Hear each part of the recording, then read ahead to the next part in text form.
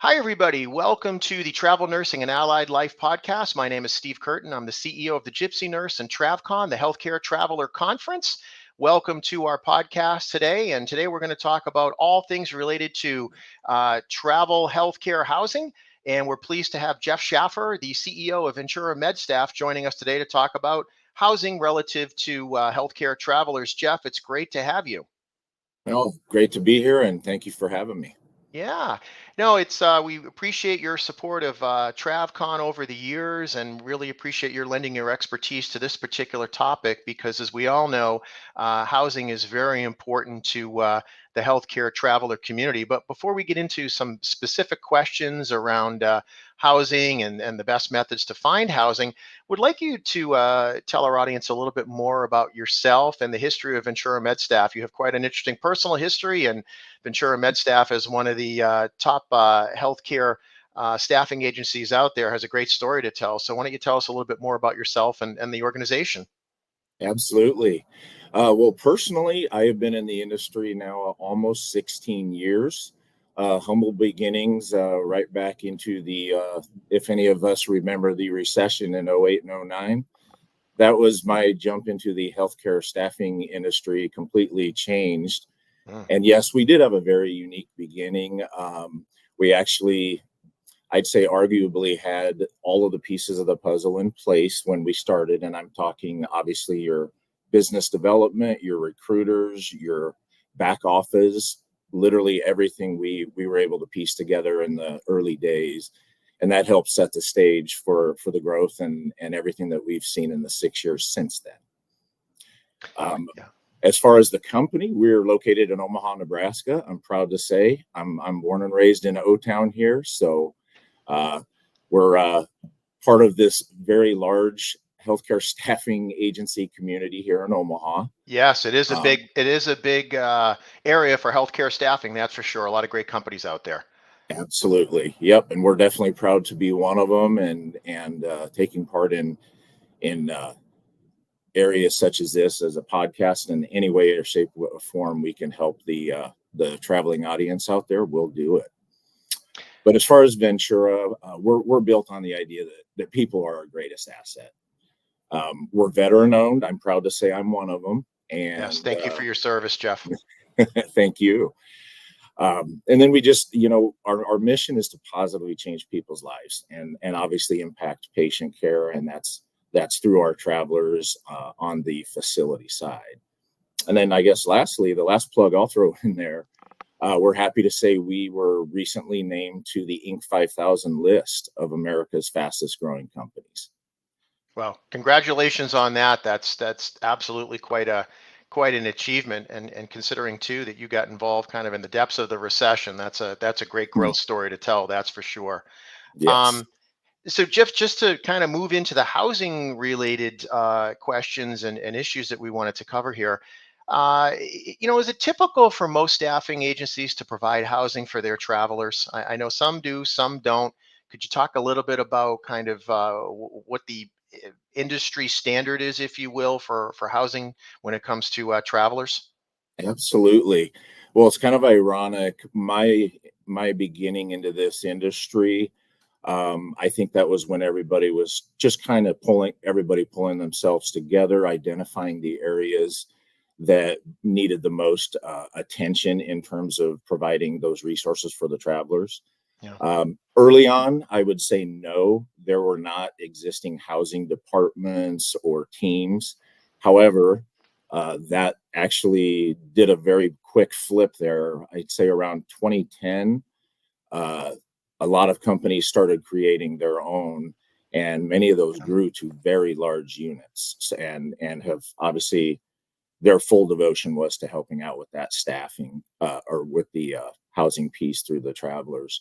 Now, I'd say it's pretty rare that you're going to find any company that has a department solely dedicated to that. Obviously, Yeah. the advent of the internet and all of the additional things on there now, which we'll get into in a little bit.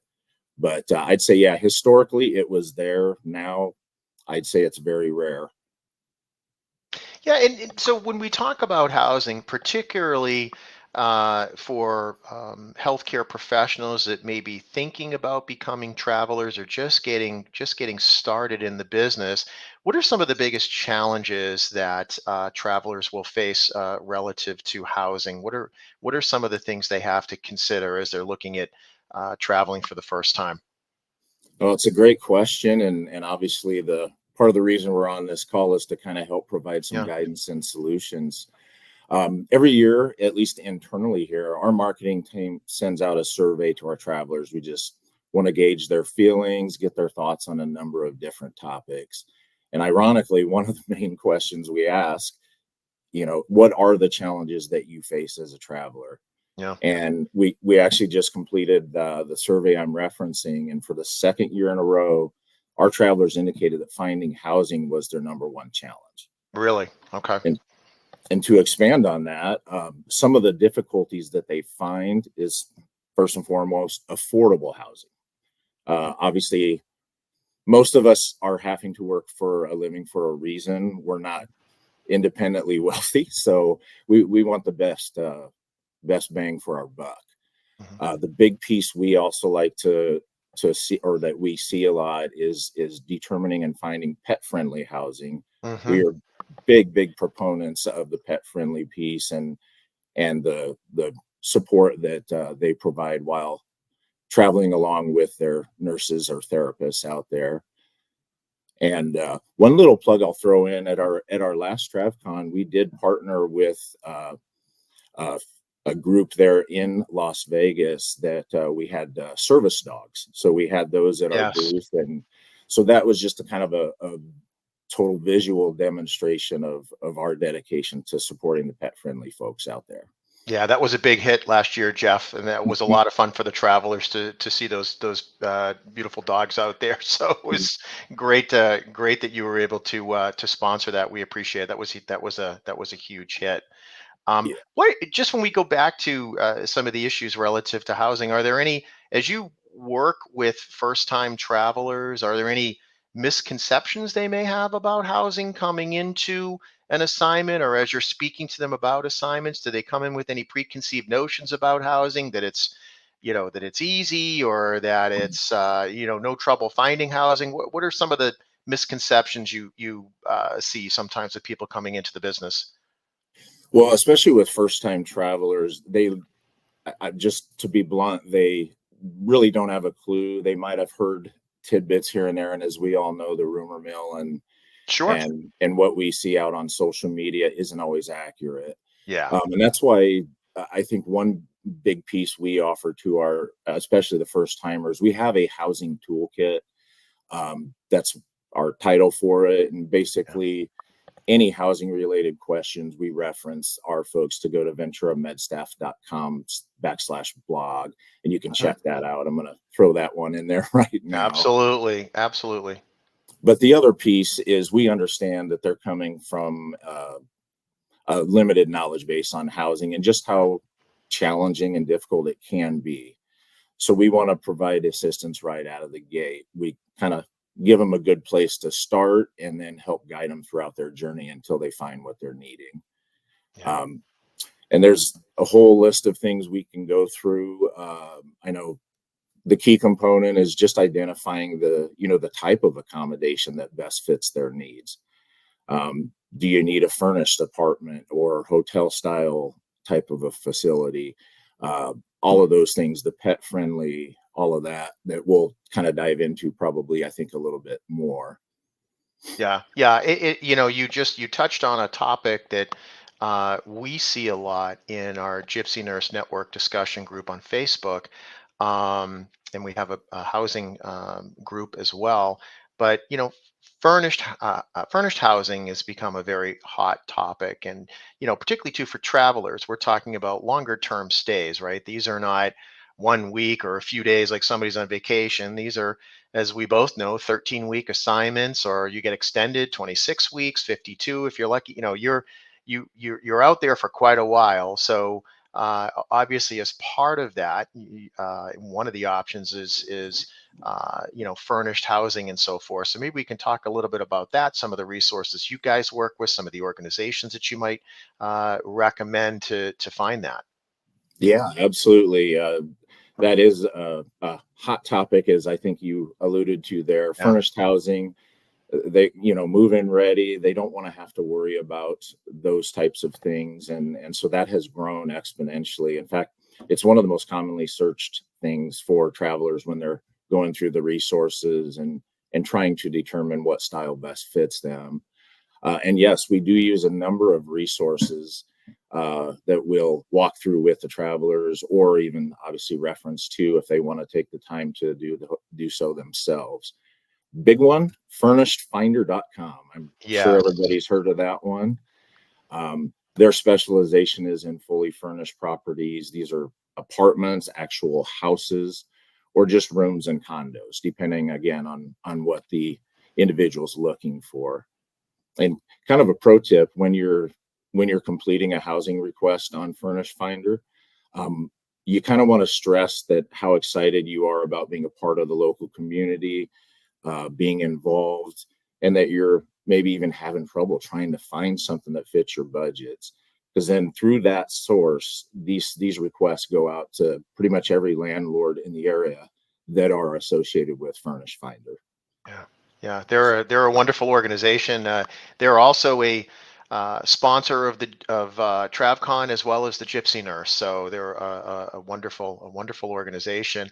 I know there's some others, obviously Airbnb and Sublet.com and Furnished Housing. Any pieces of information you want to provide on some of those other organizations as well? Yeah, I mean, Airbnb is obviously very common. That had its heyday, I'd say, gosh, 5 or 10 years ago. Well, not even 10, probably 5 or 6 years ago. It Yeah, was the hot one then. Um, in addition to that, those are the still your both short and long-term rentals. Travelers can really kind of filter through things and depend and determine what's best. Sublet.com has become more popular, but it's also unique because the traveler or the individual looking for the facility, they're able to communicate directly with these landlords, and so you don't have to deal with an actual contract and straight up online communication. And then you've got the Furnished Finder or furnishedhousing.com. yes, yeah. They have I'd say kind of your upscale, more stylish apartments. They're obviously furnished and accessorized. They actually have professional designers that go in and set these up. So, if you're looking for something a little on the upscale side, that's where you probably want to go. Sure. Yeah. Now the other topic that's being discussed kind of in traveler housing circles is this aspect of hotel style accommodations. But these will obviously be extended stay or longer term types of stays, as mentioned, where usually most contracts are 13 weeks. Some of them are 8, but nonetheless, that's an extended stay type of situation. Hmm. So, what about those sorts of resources? What Yeah. advice would you give there for hotel style accommodations? Well, yeah, it's obviously another um, important piece to the whole housing dilemma when we're getting going. That hotel style accommodation is your longer term option. Obviously, if anybody likes a free breakfast, that's the first thing I'm going to throw out there. I The do. hotel. Me? Yes. Yeah, I don't know many people out there that would turn away a free meal, especially breakfast. Best meal of the day.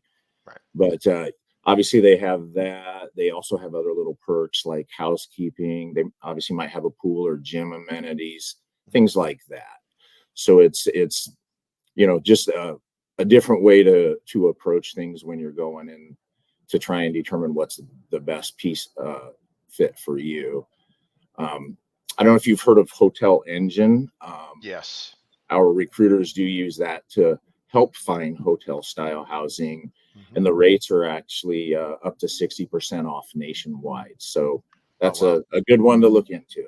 Great And then if information for you're, travelers. Yeah. yes, and if you're old school like me, the old ESAs, the extended stay Americas, that is what I was probably most familiar with back in my early days. With that, extended stays tended to be the dominant one for those longer term contracts. And for those that don't know, extended stay, obviously they're known, for a spacious environment. They tend to have more options, full kitchens, free Wi-Fi, laundry, pet friendly, all of that. Which from a traveler perspective, and we're all about kind of maximizing our income and saving money. Those sorts of amenities, I would think, would be a great way to save money. Yeah, absolutely. We're always looking to do that. Absolutely. So the other kind of sub portion of that would be apartment style housing. Can you tell the travelers a little bit about that and what's involved in apartment style housing? Yeah, it's basically just that's geared more towards anything beyond your standard 3 month or 13-week contract. Okay. The apartment style housing is usually the best since it offers a little more flexibility, but also some personalization. And just real quick, there's a two couple spots that we use and reference apartmentlist.com and apartmentguide.com. Okay. A great resource information there. Kind of segueing into Ventura MedStaff and how you guys work specifically with travelers in terms of helping to assist with housing. What are some of the pro tips that you would have for travelers? Obviously, working with your recruiter has got to be first and foremost, I would assume, right? So maybe you can kind of start off with that. How do particularly first time travelers, how do you guide them in working with recruiters on housing related issues? Well, you hit the nail on the head. Number one, your Yeah. recruiter. Ask that recruiter for help. They've obviously got the industry knowledge and maybe even have already done some research on your behalf on the area that you're in, so they can offer local insights, maybe recommend certain specific resources that'll cater to what they're looking for, and obviously kind of just navigate through any of the potential challenges out there, and that would include housing scams if you've heard anything about those. And Yeah, yeah, then and I want to get to that topic too in a little bit because unfortunately they're out there, and yes, people have to be aware of the housing scams. But I know just in terms of travelers that are searching on their own and trying to search locally, any advice there in yeah, terms of their searching on absolutely. their own? Yeah, That's actually pretty much number two on our yeah, list of what we go through here. But yeah, for locally, we'll book a what we tend to recommend. You're new to an area, you don't necessarily know enough about it. So maybe book a hotel for the first week of an assignment, explore the area, determine if that is the right area for you. hmm, And then that way you can maybe, I mean, we've seen it too many times to count. Somebody does that, they quickly determine there's no restaurants nearby, or maybe it's really close to, unfortunately, a yeah, bad neighborhood. So then they want to make a move, but that allows you that flexibility to not be locked into any long term rental. And then okay, obviously, waiting until you physically arrive at the location, that may allow you to uncover some local rental options that are only available once you're physically there. They might not be advertised online. So just simply meeting residents or hearing what might be the best places for you once you're there. And that's especially in rural areas. sure, sure. Yeah, I think And then, local research is really important, isn't it? Where if yep, you've never been to that city or particular area before, you got to know what's available, what's around you, and all those sorts of things. absolutely. And then beyond that, we'll start with extended stays. For reliable housing, I would always point someone towards extended stays. They're typically very close to a facility. Yeah. The pricing is reasonable, and of course, they come with equipped with all of those amenities that we mentioned earlier.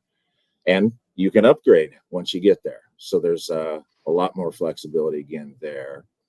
And a unique one that we tend to also dig into is what we call a team up or a duo, and that's basically one traveler connecting with another to split housing costs. Obviously, that could turn a previously unaffordable option into something that they can work together. And then obviously that expands housing choices during the assignment. And again, it's like having a roommate. You're splitting up the rent for Yeah, them. that's really good advice, Jeff, and that's not something that we see talked about an awful lot. But yeah, the aspect of teaming up is a great way to save money. Just as an aside, in terms of teaming up with somebody, how do you guys advise travelers to connect or find each other relative to that? Is that something that Ventura MedStaff will help with if there are other travelers that are in the same facility on assignment, or how does that connection made? That's pretty well spot on.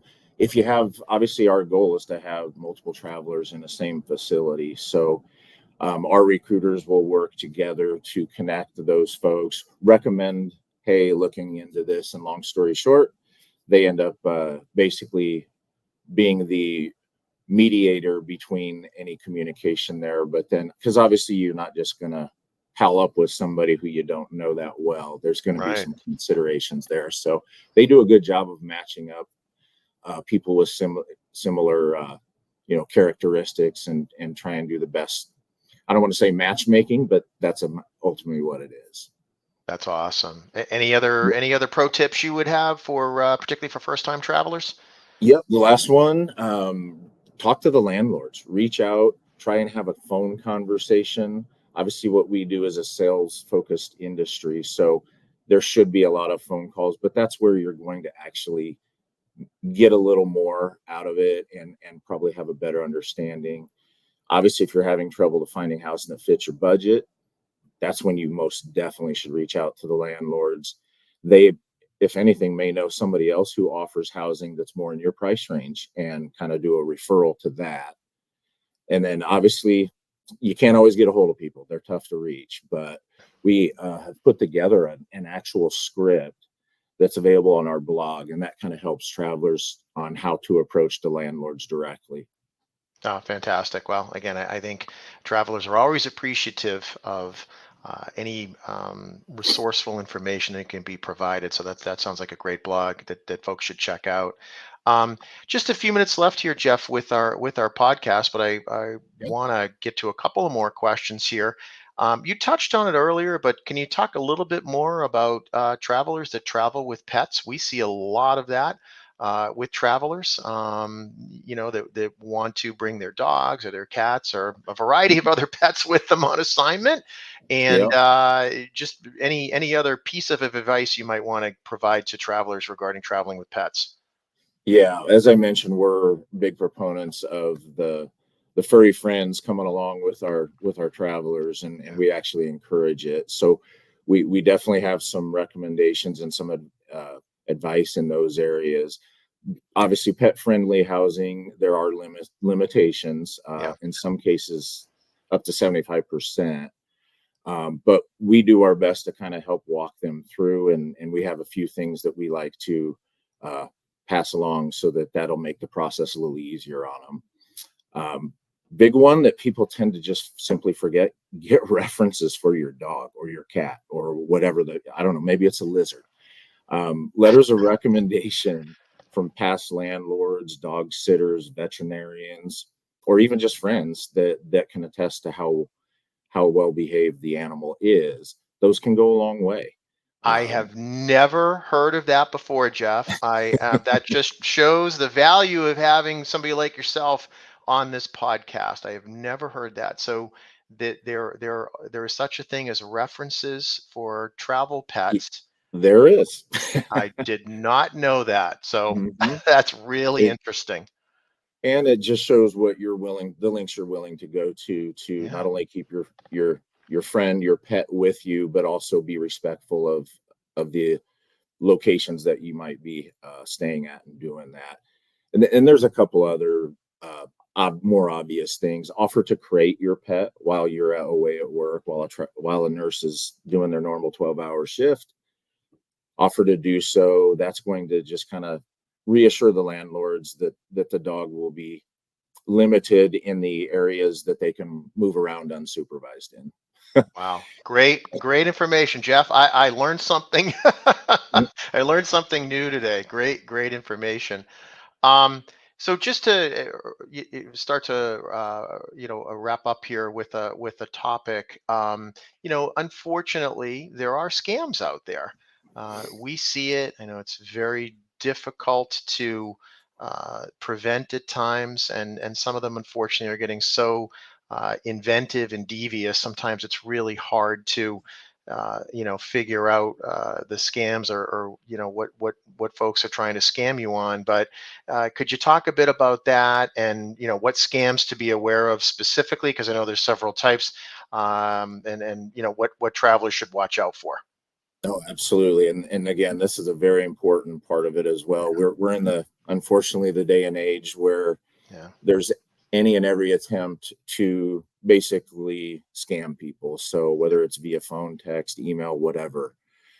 So as far as the housing side of it, just a few to be aware of that we tend to see a lot. We have little names for them here. The too good to be true listing. I mean, that Yeah. goes without saying, but basically listings that offer really high end, luxurious amenities at low prices. That should be a red flag right there. You know, just we advise just to verify the property's existence, ensure the legitimacy before initiating any type of payment. Um, Upfront cash demands, big red flag. Be cautious of the request for large payments up front. Yes, there might be a deposit, especially if you have a pet. But other than that, legitimate landlords will tend to provide kind of more formal lease and secure a payment option versus just demanding a large sum.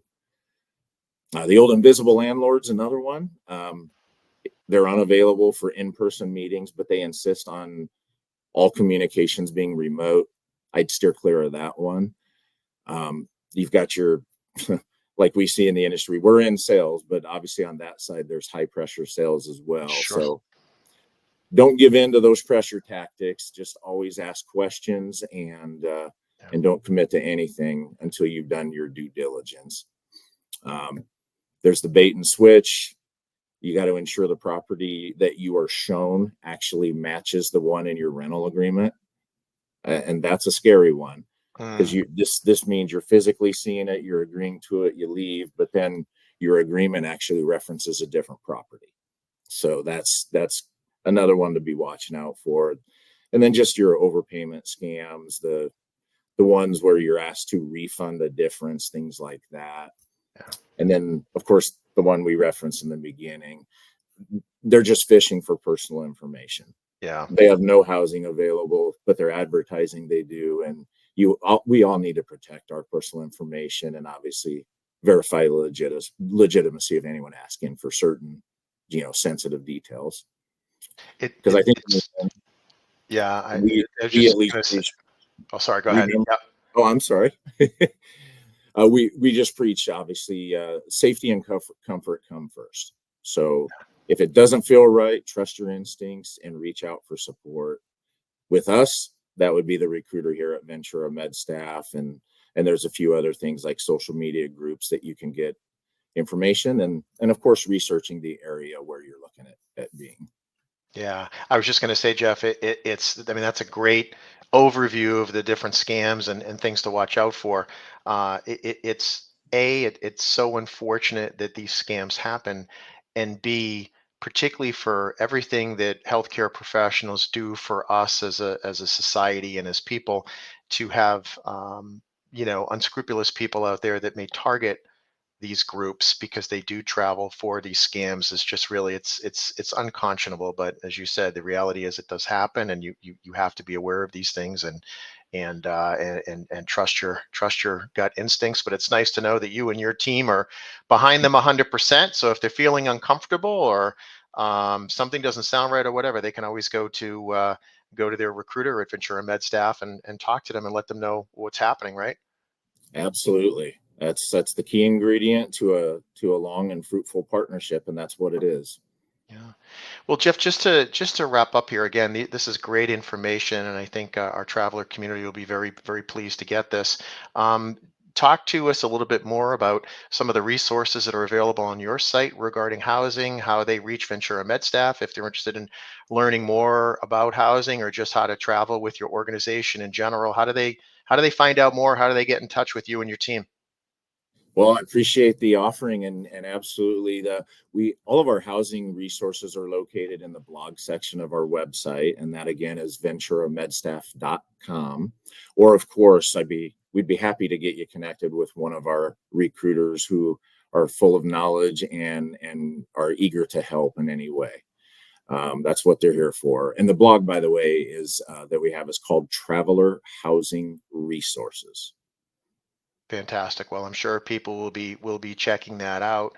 And Jeff, I just want to thank you for appearing on our podcast today. I think our travelers are really going to love this information. It's great to hear from an experienced organization and person like yourself that has been doing this for a long time. And we all know that housing is one of the top issues with healthcare traveler and healthcare traveling in general. So certainly great information. And we appreciate you and your organization being a sponsor of TravCon. You guys are fantastic, and we love the fact that you work with us. So appreciate your taking the time today to join us. No, I appreciate you having me, and hopefully the information that we've discussed is beneficial and can obviously help someone get through the challenges of finding housing. Absolutely, absolutely. Well, he is Jeff Shaffar, the CEO of Ventura MedStaff. My name's Steve Curtin, the CEO of the Gypsy Nurse and TravCon. Jeff, thank you so much for joining us for the Healthcare Traveler and Travel Nursing podcast for TravCon. And we hope to have you and members of your team back for another session in the future. Absolutely. Thank you. Thank you, Jeff.